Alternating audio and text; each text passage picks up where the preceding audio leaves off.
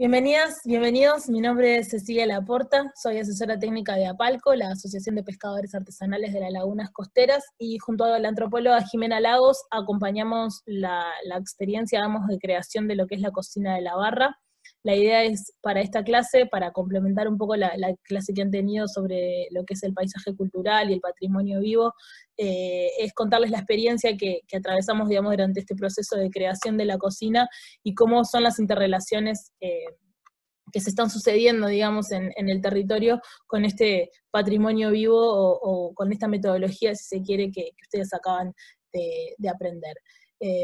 Un poco para ponernos en contexto, voy a tratar de ir bastante rapidito por esta parte, así podemos centrarnos un poco más en lo que es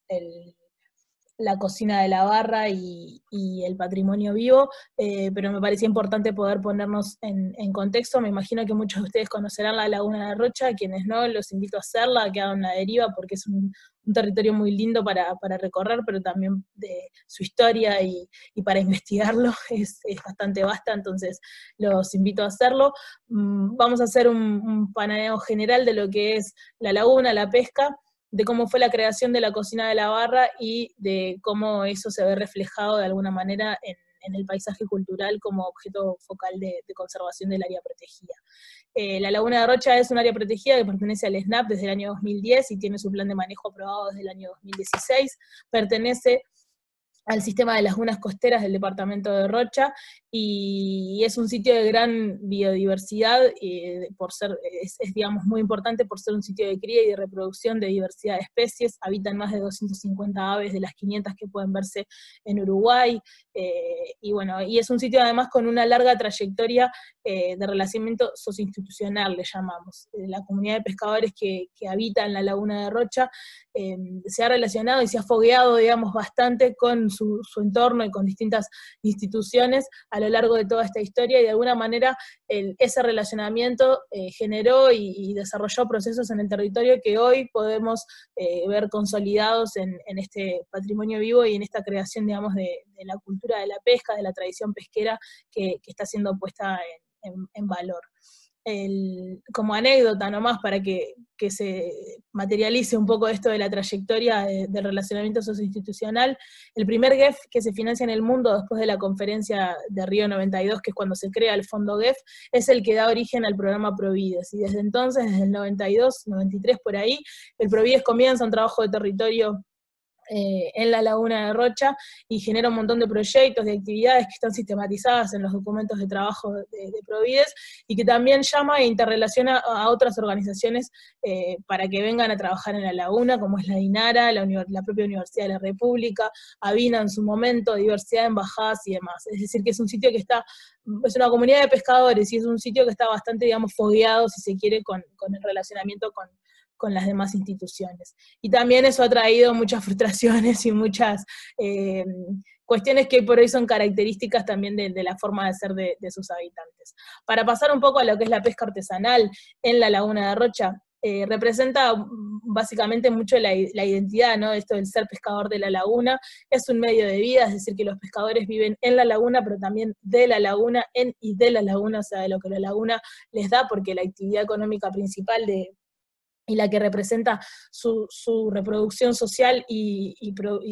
su reproducción social de alguna manera es su actividad productiva y económica, que es la pesca artesanal, y tiene un rasgo distintivo que es la presencia de las mujeres en todo el sitio productivo, en todo el, ciclo productivo. Es decir, que preparan las artes, se embarcan también junto con los hombres, hay muchas que tienen sus propias artes de pesca,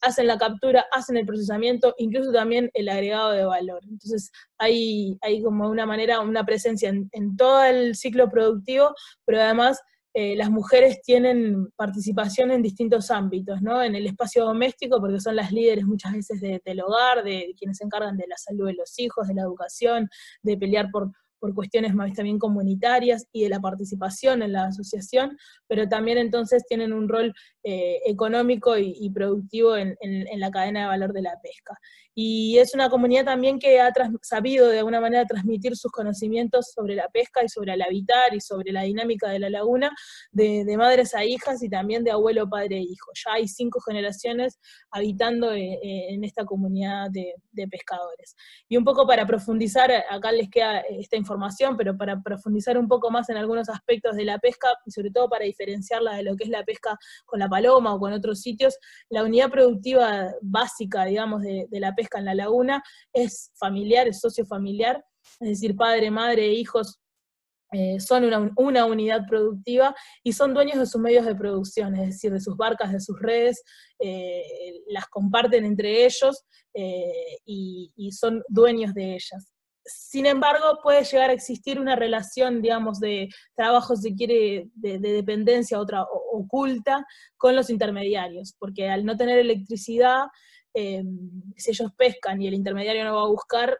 van a pérdida, ¿no? Entonces puede pasar que de repente el intermediario les dé veda, lo que se llama, que les diga que no levanta, y por ende que ellos o tengan que salir a buscar otras bocas de venta o que no puedan pescar. Entonces por eso, por ahí la relación de dependencia no solo oculta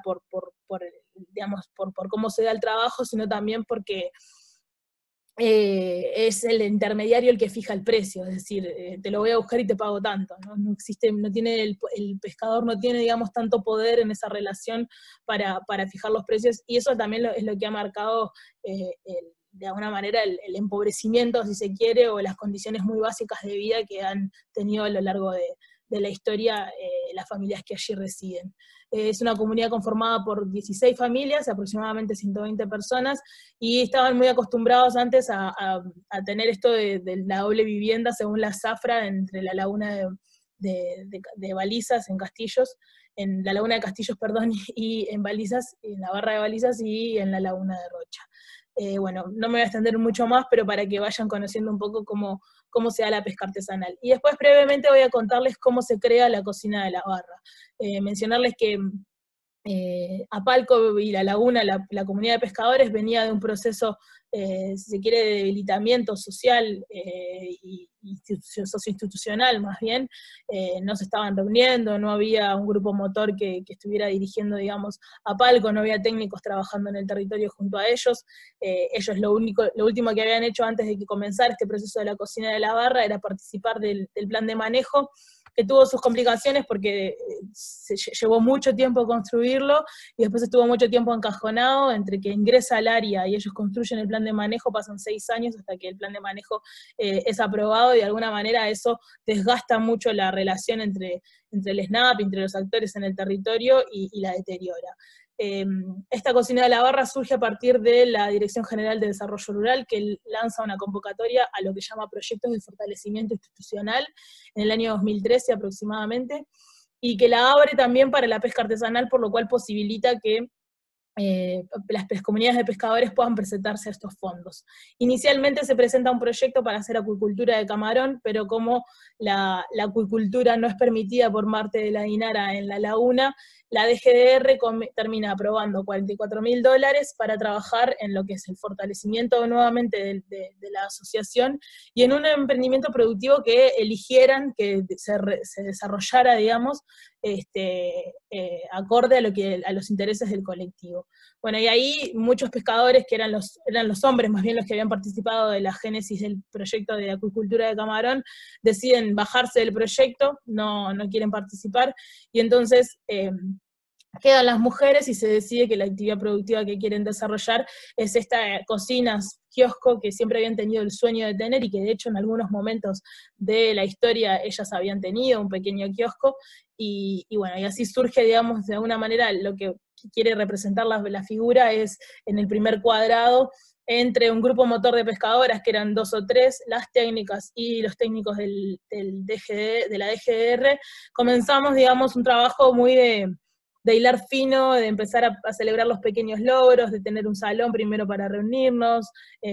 bueno, después comprar unos paneles solares para poder tener energía ahí, y de generación más que nada de confianza, ¿no? De conocernos, porque no nos conocíamos unos con otros, y obviamente que que para confiar un sueño como este y ponernos a trabajar para lograrlo, requirió muchos años, si se quiere, de poder generar esa relación.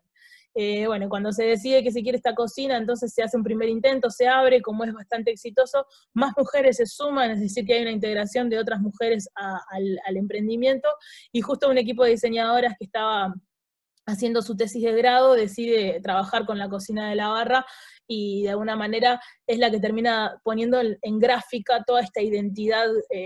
pesquera y esta tradición y de la cultura de la pesca que fue surgiendo a medida que fuimos trabajando en el proyecto, ¿no? Iniciamos, si se quiere, a trabajar en 2014, ya van cinco temporadas que abre la cocina, y bueno, de alguna manera durante ese tiempo, cuando comenzaron a trabajar las diseñadoras, todos estos elementos asociados, digamos, al vivir en y de la laguna y a la pesca artesanal, los pudimos ir poniendo en imágenes, en gráfica y compartiendo. Es así que se da, digamos, durante a lo largo de este tiempo, ese autorreconocimiento de la cultura de la pesca y un crecimiento socioinstitucional de Apalco, a la vez que está el empoderamiento, digamos, de las mujeres en su propio emprendimiento, pero también para con el área protegida y con lo que es la gestión de ese territorio. Entonces, nomás para ir rápido también sobre esto, lo que invita, digamos, la cocina de la barra, es una experiencia de turismo contemporáneo, que se llama, ¿no? De un turismo basado en generar sensaciones perceptibles para los sentidos que se configuran, digamos, en expresiones patrimoniales con productos integrales que soportan esa actividad, que soportan esa experiencia, y de alguna manera este es el texto que preparamos para invitar a vivir esta experiencia de turismo en la Laguna de Rocha, o de turismo en un área protegida, ¿no? Que tiene como aspectos fundamentales el hecho de que es un emprendimiento comunitario, que lo está liderado por mujeres pescadoras, que reivindican y agregan valor a la pesca artesanal diaria que realizan las familias, es decir, que en la laguna en la cocina de la barra solo se venden productos que sean, digamos, asociados a la pesca de la laguna, no se venden milanesa de carne, papas fritas, sino que es empanadas de pescado, de sirí, platos que tengan que ver siempre con la pesca del lugar. Tienen una fuerte impronta en lo que es la producción artesanal, no hay casi elementos tecnológicos como en una sobadora, por ejemplo, que una vez quisimos implementar, no, ellas quieren seguir amasando con las manos, por eso también en el mural reflejamos un poco eso, la importancia del trabajo y del cuerpo puesto en el trabajo y de las manos, digamos, en lo que es la actividad de la pesca, pero también de la gastronomía. Y tiene también una fuerte impronta en lo que es el sabor del pescado fresco y de la tradición pesquera, del conocimiento que tienen las familias asociado a vivir desde hace tantos años en la laguna. Y por otro lado vincula, digamos, esos aspectos con el paisaje que se vive en la laguna, no solo con el paisaje natural, ¿no? El mar, las aves, la belleza de las sierras, los sonidos, sino también con aspectos más culturales, si se quiere, de la música y del arte, que reivindican esa idiosincrasia del cerrochense. Por algo, la primera persona que fue a cantar a la laguna fue Julio Víctor, los siguientes fueron los Arcavoces, que tienen la canción del Camaronero, y la primera vez que sonó esa canción en la laguna fue como súper simbólico de que de alguna manera la música estaba poniendo en evidencia todo ese saber y esa entrega que ellos tienen hacia con la actividad productiva. Pero bueno, para no detenernos mucho más en la experiencia, mostrarles estas imágenes y estos productos, digamos, que elaboramos, que de alguna manera son la forma en que compartimos, digamos, con los turistas el conocimiento y el relacionamiento de las especies, para que también la gente sepa qué especie está comiendo, cuál es como la preparación, singularidades y demás bueno, que fuimos elaborando y que también nos fueron permitiendo reconocer, ¿no?, que la existencia de esos saberes. Un poco para ponerlos en números, dos aspectos bien importantes. Primero, que el éxito de este emprendimiento está dado también por un éxito económico. Si no hubiese habido un éxito económico, yo no creo que podríamos estar hablando de lo que tenemos hoy como cocina de la barra, es decir, que es importante que la economía, digamos, de del emprendimiento haya sido buena para las familias y para quienes participaron, y por otro lado que es una actividad bien diferente, la gastronomía y el turismo, a lo que es la pesca artesanal. Ellas están paradas, trabajaron de forma continua durante 58 días atendiendo gente, y eso es bien distinto a la dinámica que tiene la pesca artesanal, con lo cual hay ya hay una gran transformación cultural, pero también laboral, si se quiere, ¿no? Y sociolaboral. Y por otro lado, los visitantes. La Laguna de Rocha pasó de tener 5.000 personas que iban durante todo el año en 2010, por ejemplo, a 32.000 personas en esta última temporada de enero-marzo y en 2019. Lo cual también es un factor que a nosotros nos preocupa un poco en el sentido de, bueno, de seguir manteniendo la escala de esto de una manera tal que se pueda vivir esta experiencia Laguna de Rocha, que es la que invitamos a vivir, y que, como decimos nosotros, que no se nos vaya de las manos, ¿no? Está siempre esa dialéctica, esa discusión y esa conversación en lo que es el grupo. Para focalizarnos un poco en lo que es el rol de las mujeres en la pesca y también contarles que esta valorización, si se quiere, que ha tenido la cultura de la pesca, ha sido a través de las mujeres, porque son ellas las que visibilizaron y pusieron en conocimiento y compartieron con los demás digo, desde el lugar del emprendimiento todo este proceso. Vamos a hablar un poco por eso de lo que es el rol de las mujeres y de lo que han significado para este emprendimiento. En la cocina de la barra participan 9 mujeres de forma directa, se relacionan de manera colaborativa y cooperativa, y son de alguna manera representantes de casi todas las ramas familiares que hay en la laguna. Las 15 familias que están en la laguna se interrelacionan entre sí también de manera, digamos, hay lazos familiares entre ellos, y bueno, y este proceso de alguna manera que vivieron permitió una identidad, la regeneración de la identidad del ser mujer pescadora y un autorreconocimiento en eso, ¿no? Cuando nosotras empezamos a trabajar, las mujeres no se referían a ellas mismas como pescadoras, y sin embargo a los pocos años de vivir el emprendimiento, estaba ese orgullo y ese arraigo de soy mujer, soy pescadora de la Laguna de Rocha. Y les traigo un poco esta diapo para poner en juego el tema del feminismo, digamos, y del rol de la mujer en la pesca, y de cómo resignificamos también todo el aprendizaje que hemos vivido. Este no fue un proyecto que desde el principio tuviera un enfoque de género o estuviese pensado con un enfoque de género, sino que eso se dio en el camino y también como una manera de intentar comprender y explicar lo que estábamos viviendo. Entonces, una de las cosas que le quiero compartir es que está muy explicado, e incluso esta clase, si se quiere, dada desde esas singularidades y subjetividades de cada una, de cómo la atravesó, digamos, este proceso. Y por otro lado, también este proyecto permitió reflexionar sobre el rol de la mujer en la pesca artesanal, visibilizarlo, porque también nos damos cuenta de que en Uruguay, si la pesca está invisibilizada o está ¿no? poco valorada o poco explotada como actividad económica, social y productiva y cultural, la mujer en la pesca artesanal aún más. Bueno, toda actividad productiva o económica que implique un relacionamiento, digamos, con la naturaleza, implica una fuerte relación, digamos, con ese entorno. Y la pesca no es ajena a eso, la pesca no es solo el pescador, la especie que se pesca, las artes, sino que es todo ese ecosistema. Y de alguna manera, Clara Piris, que es una investigadora, una socióloga que hizo una tesis sobre la laguna, que los invito a leerla, que se llama La madre de todas las lagunas, trae un poco esto de cómo usamos el cuerpo, ¿no? en la actividad económica y en las distintas actividades que realizamos, y cómo es utilizado el cuerpo por hombres y por mujeres en el área protegida. Y asociado a esto nosotros hicimos una actividad el 8M del 2019, que de alguna manera es donde comienza, digamos, este hilo de tejer cuerpo y de tejer nuestro cuerpo con el territorio de manera colaborativa, porque es la primera vez que las mujeres de la laguna pueden poner en palabras esto de que la laguna es madre, ¿no? Que la laguna es el todo, y de que ellas quieren estar ahí, y que respetan y entienden sus ciclos, y cuando te da camarón, y cuando no te da, y cuando da sirí, pero de que siempre está ahí, y que lo que las unió a ellas de alguna manera para generar acompañar todo también este proceso, es todo lo que había allí en la laguna y que no querían perder, ¿no? Que no querían perder de habitar ese lugar. Está esto también de que les traigo, de que la laguna tiene forma como del aparato reproductivo de la mujer,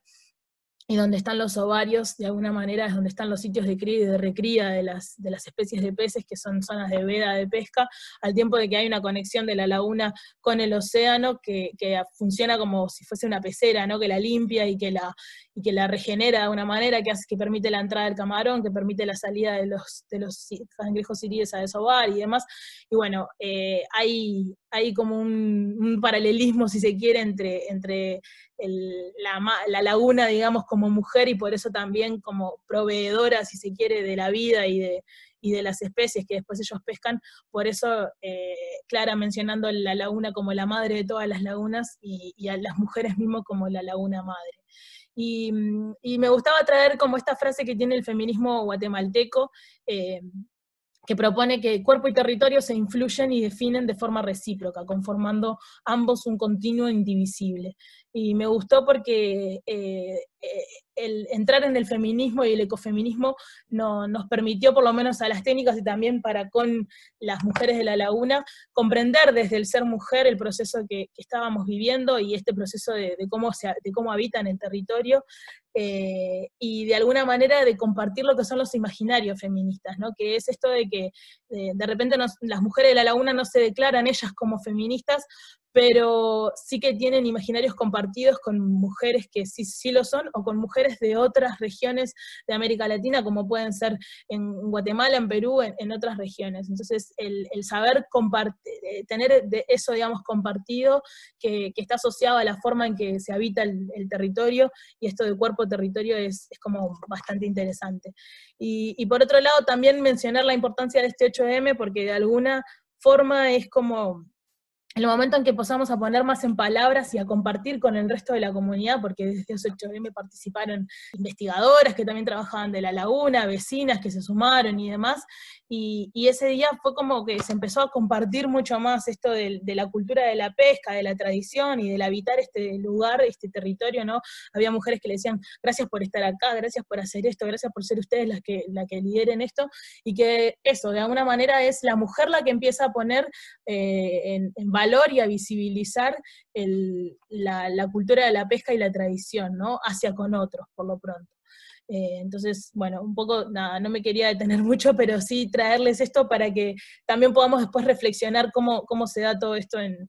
lo que es la gestión y a nivel del Estado y demás. Y bueno, y en esto de la generación de la cultura y de la puesta en valor, hay al mismo tiempo que se da esta puesta en valor, una transformación, ¿no? de esa cultura, y una transformación de lo que son las propias mujeres habitando la laguna. Me gusta porque les traigo estas dos frases. Ellas decían, antes éramos como bichos, ¿no? Bajábamos la cabeza, no mirábamos a los ojos cuando hablábamos, cuando conocíamos a alguien, no nos animábamos a relacionarnos, y tampoco conocíamos las necesidades de cada una, ¿no? Están viviendo juntas desde la edad que tienen, básicamente, porque todas nacieron ahí, y sin embargo no habían podido generar entre ellas un espacio donde poder conversar y relacionarse, digamos, desde el ser mujeres, ¿no? Entonces, a partir de este emprendimiento también se da ese espacio, es decir, que no solo el emprendimiento productivo, sino también todo el enfoque y el desarrollo social que se sucede entre ellas allí. Y lo otro que me gustaba traer también es que es bastante como vital en esto de lo que es el patrimonio vivo, o si se quiere es la razón de ser del patrimonio vivo, que es esto de que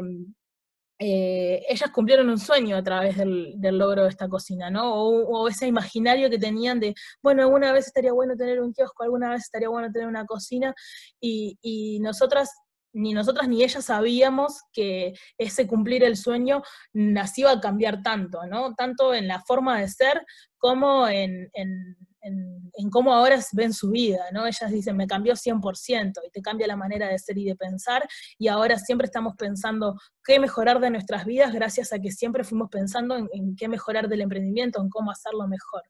Entonces cambió la calidad de vida, el tipo de vida, y por ende eso es lógico que también se transforme su cultura, ¿no? Que también se transforme la manera en que aprecian y viven la cultura asociada a la pesca. Porque también es eso, en esto de que ellos dicen, antes éramos como bichos, también eran tratados, si se quiere, así por el resto de la paloma, ¿no? Había una rigidez ahí que el día del 8M fue como un poco sanada, si se quiere, por esto de que mujeres que compartían, que iban a la escuela juntas, estos son los de la laguna, había cierta discriminación, había cierto, digamos, esto de asociar la pesca a la mugre, a que viven así, y bueno, de alguna manera esas cosas pudieron ir siendo subsanadas por algunos, ¿no? Y entre algunos, pero además también puestas en valor como, bueno, qué bueno las mujeres en la pesca, qué bueno el rol que tienen las mujeres en la pesca, qué buena la soberanía alimentaria que nos da, y qué buena esta cultura, esta tradición, estos conocimientos que ahora comparten con nosotros. Entonces, obviamente que este proceso regeneró esa identidad y le puso otra connotación al ser mujer pescadora en la laguna. Y ya entrándonos, porque se me va el tiempo, en lo que es el paisaje protegido y esto del objeto focal de conservación de la laguna de Rocha, primero, bueno, contarles que cuando se hizo el plan de manejo, el SNAP estaba como haciendo sus primeras armas en lo que es el desarrollo de planes de manejo, y yo creo que de ahí la diversidad de objetos focales. Los objetos focales son los aspectos que se quieren conservar dentro del área protegida, ¿no? Que pueden ser en este caso naturales o culturales. Pero vean la diversidad que hay de enfoque, si se quiere, o de escala, le llamo yo, territorial y temporal, ¿no? Como que un objeto focal puede ser una franciscana o el sapito de Darwin, como la dinámica de apertura de la barra de la laguna que conecta la agua salada y agua dulce, como el propio paisaje cultural. Entonces, primero ahí hay una diversidad, digamos, si se quiere, de objetos focales y de lo que es la metodología, de cómo se decide qué se quiere conservar, que es bastante particular para el caso de la laguna de Rocha, y por otro lado hay una gran innovación por parte del LAPU en lo que es el desarrollo de la metodología del paisaje cultural. Hay una innovación metodológica porque no hay otra, digamos, forma de estructurar, si se quiere, lo que es el paisaje cultural, pero también hay de una forma, un acompañamiento del resto de los actores que estaban trabajando en lo que es el área protegida, en acompañar que todo el paisaje, toda la dimensión paisaje cultural esté puesta como objeto focal, lo cual yo creo que al día de hoy es un elemento que ha permitido avanzar mucho en lo que es la dicotomía sociedad-naturaleza o cultura-naturaleza, que yo creo que si no estuviese este objeto focal sería aún mayor, y todavía, si bien todavía estamos discutiendo áreas protegidas con o sin gente, y ahora todavía con los artículos, digamos, con la coyuntura que estamos viviendo actualmente, aún más, yo creo que si no hubiese estado este objeto focal, esa dicotomía o esa discusión estaría como aún más verde, ¿no? Y por otro lado hay también en el objeto focal paisaje cultural un esfuerzo metodológico y antimetodológico, si se quiere, porque esto de categorizar al patrimonio es como la antítesis, en realidad, de lo que se quiere, ¿no? Con el patrimonio. En esto de que hay una discusión de patrimonio material o inmaterial, y de que en realidad esa dialéctica no debería ser tal, es más, aún si nosotros hablamos de ponerle componentes o de ponerle categorías a ese paisaje, pero de alguna manera el LAPU hace un esfuerzo de entender el paisaje cultural como un objeto focal, como si fuese un componente de la biodiversidad, que está mucho más asociado a esto de categorías, de calidad de impacto, de medición de indicadores, por ejemplo, ¿no? O sea, se le aplica como la misma visión y la misma lógica al paisaje cultural, lo cual me imagino que en su momento representó un desafío para poder desarrollar esta metodología, pero también encorseta algo que de alguna manera no es tan encorsetable como es la cultura. De todas maneras, de ese paisaje cultural surgen estos 5 componentes: el visual, el sonoro, el arqueológico, histórico, el vivo y el físico. Nosotros vamos a adentrarnos mucho más en lo que es el patrimonio vivo, y en sus subcomponentes, pero contarles que, bueno, que el visual es todo lo que es los colores, las líneas, ¿no? La laguna es muy horizontal, por eso cuando hay alguna construcción o alguna cosa vertical se sucede, es algo como que rompe con esa visibilidad horizontal que tiene. Y bueno, del sonoro hay un caso que no sé si Camila les comentó, pero ojalá que sí, sobre los distintos ruidos que hay en la laguna y el reconocimiento de esos sonidos con los lugares en los que se sucede, y hay una composición de dos músicas que está bien interesante, me imagino que a mí se los habrá compartido. Bueno, adentrándonos al patrimonio vivo, les conté toda esta historia, digamos, como para que ustedes se vayan haciendo la idea de que todas esas singularidades que se suceden y de que esa historia, ese conocimiento es este patrimonio vivo, ¿no? Son todas esas manifestaciones que nos hablan de una cultura que está viva, que se está transformando, que está siendo compartida, que se puede experimentar, sentir desde nuestros sentidos, pero también desde el compartir con otros, y que incluye los saberes, las prácticas, las festividades, las manifestaciones, y que refleja de alguna manera la identidad y ese sentido de pertenencia, que es común y que es también individual en la laguna. Entonces, dentro del patrimonio vivo, para el plan de manejo, lo que se tiene son estas subcategorías, que son los saberes, las prácticas y las técnicas, las sensibilidades y la organización socioproductiva. Dentro del plan de manejo, ya existe en el documento subsidiario, en el plan de manejo está hasta las subcategorías. En el documento subsidiario ya aparecen, digamos, estas manifestaciones concretas, si se quieren, de lo que pueden ser el patrimonio vivo. Recuerden que esto está escrito en el 2010, entonces de alguna manera hay muchas cosas que hoy podemos poner en palabras y en vivencias que en ese momento no estaban, pero que, bueno, se saben que forman parte, digamos, del patrimonio vivo.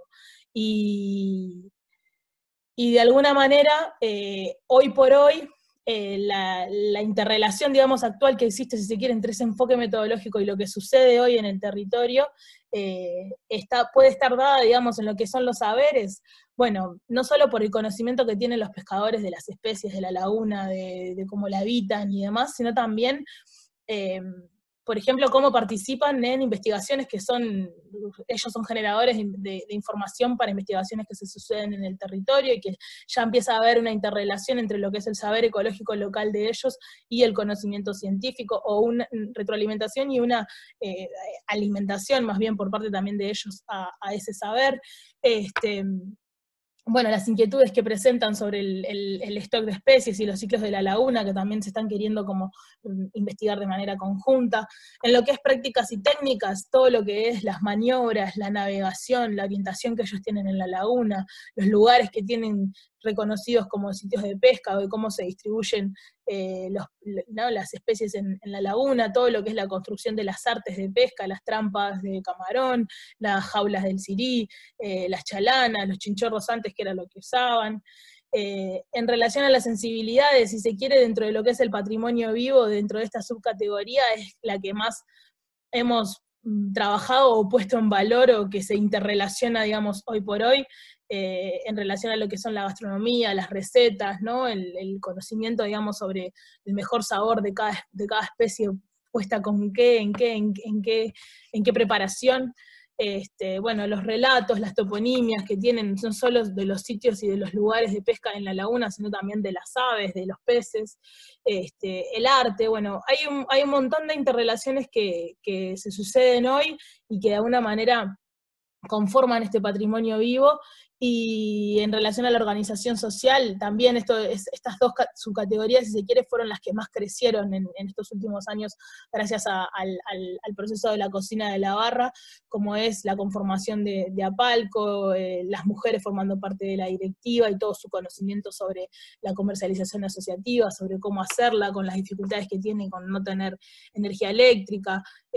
bueno, todo el proceso ahora que también trabajamos de electrificación del área. y el aprendizaje de lo que es trabajar colaborativamente, ¿no? Trabajar cooperativamente, que para una comunidad como esta es bastante, porque recordemos que han habido 25, 30 años de intentos, y bueno, y recién ahora con las mujeres, pero también gracias a toda esa historia que ellas vivieron, es que podemos de alguna manera decir que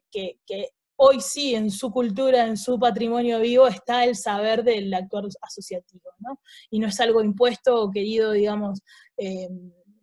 desarrollado, digamos, por alguien que les dio ese conocimiento y se fue, sino que hoy ya pertenece a ellas, ¿no? A que saben, digamos, trabajar colaborativamente en lo que es lo productivo, pero también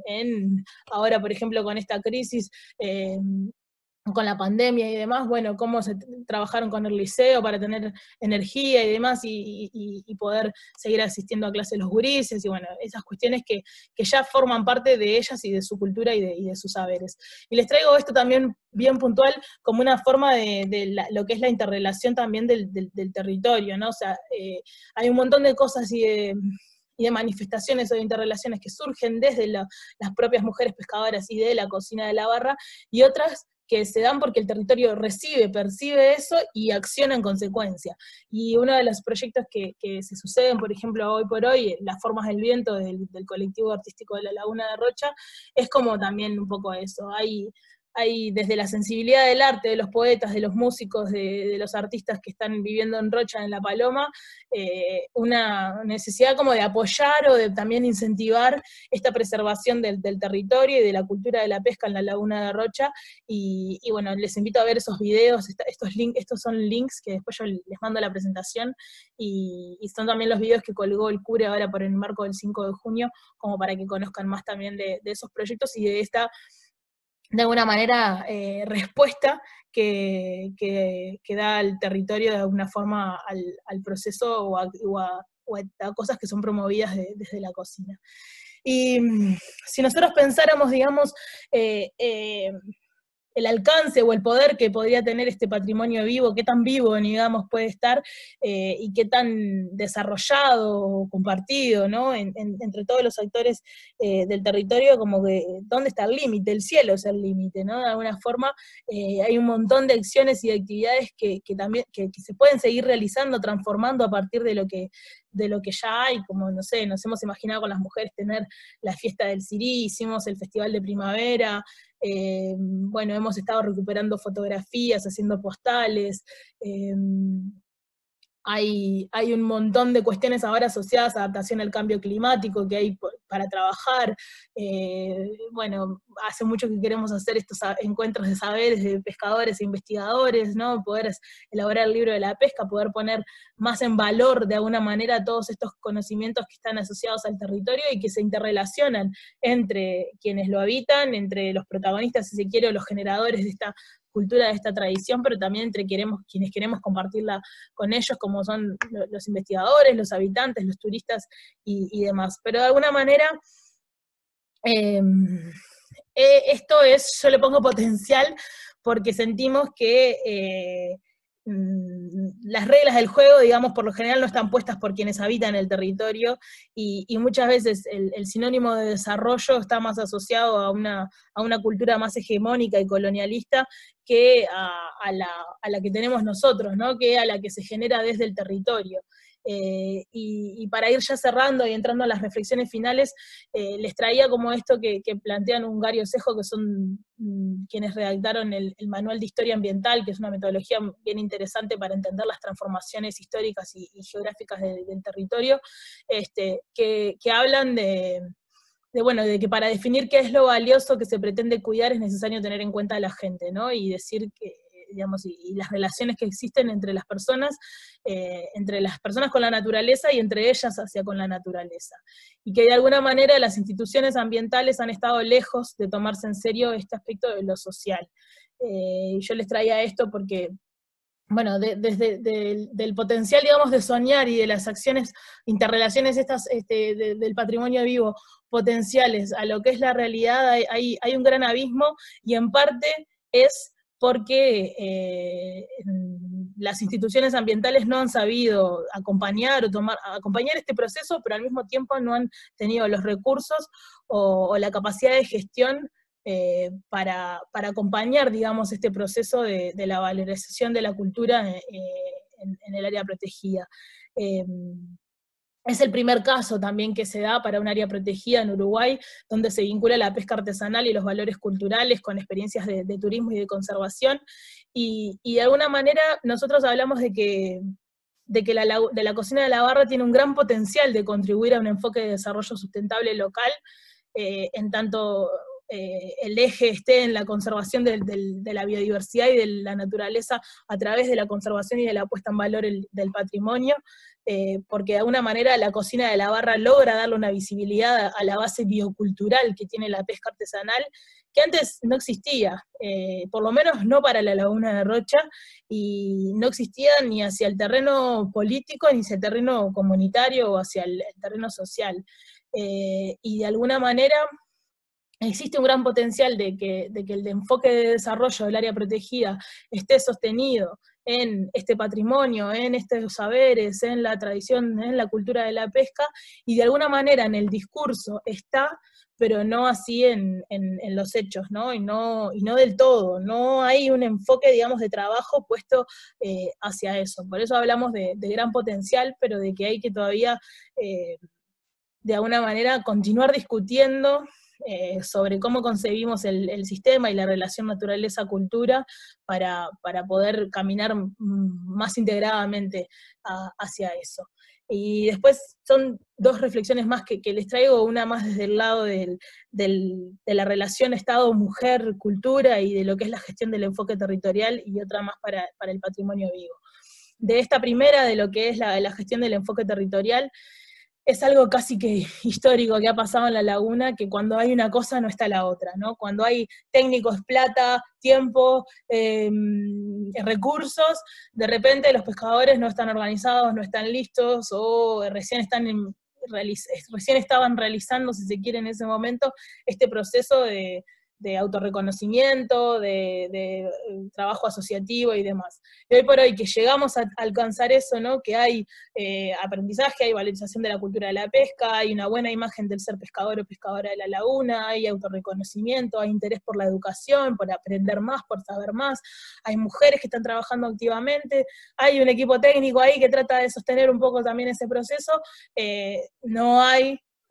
sin embargo, ni recursos, ni promoción ni, digamos, una legislación, si se quiere, que acompañe más eso, ni un enfoque, digamos, de este otro lado más de la gestión, ¿no? Y por otro lado, los tiempos institucionales son bien distintos en ese sentido, es decir, los tiempos de los proyectos, o por ejemplo esto, se crea el plan de manejo y había un montón ahí como de energía puesta de los pescadores en esa redacción del plan de manejo, pero pasan 6 años hasta que se aprueba y hasta que se ponen como a funcionar las cosas en el territorio. Y esos tiempos desgastan mucho las relaciones y la confianza que hay entre las personas que trabajan en el lugar, ¿no? Por eso también la importancia de las relaciones interpersonales en el territorio que precisan de mayor cercanía, y que actualmente la gobernanza del área protegida está muy deteriorada, la CAE no está funcionando, no se cita tarde, mal,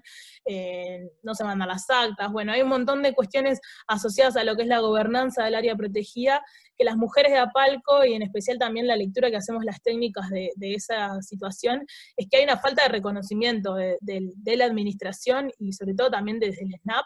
por el logro que tuvo esta comunidad y por el valor, digamos, de todo lo que desarrolló y de todo lo que aporta, en definitiva, al área protegida, porque la categoría que está elegida para esta área es paisaje,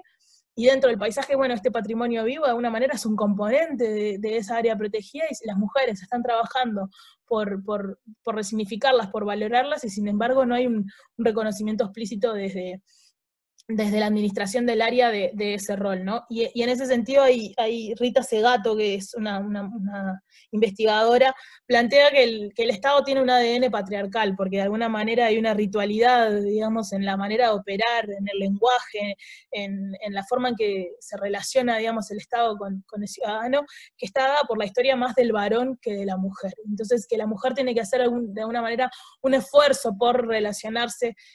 con el Estado, tiene que pensar la manera en que se relaciona, digamos, con ese Estado, y nosotras sentimos que hay un poco de eso, hay un poco también de que el SNAP carece de un enfoque de género en lo que es la gestión del área, y por ende, si se quiere, implícita o explícitamente, hay como una negación del valor de esta cultura de la pesca, porque de alguna manera fue generada desde las mujeres, ¿no? Entonces, en ese sentido, bueno, sentimos, digamos, que todos estos logros de alguna forma que generaron las mujeres de Apalco no están reflejados en lo que es la gestión participativa del área y que deberían representarse de una manera más viva, más horizontal y más genuina. Y por último, entrando en lo que es ya en las reflexiones más acerca del patrimonio vivo y de lo que es el patrimonio cultural, el patrimonio cultural inmaterial, nos ayuda a entender quiénes somos y a reflexionar sobre cómo queremos ser, ¿no? Por eso también la necesidad de que constantemente esté cambiándose y adaptando, porque recordar la historia y adaptarnos, digamos, a los tiempos de ahora implican concebir cambios en la cultura, sobre todo si estamos queriendo generar un desarrollo que sea propio y no impuesto ni copiado, ¿no? Lo que es la paradoja del patrimonio, y yo hablo como de doble paradoja en el sentido de que la paradoja del patrimonio habla de cómo definimos qué es patrimonio y si es material o inmaterial, ¿no? Y en ese sentido,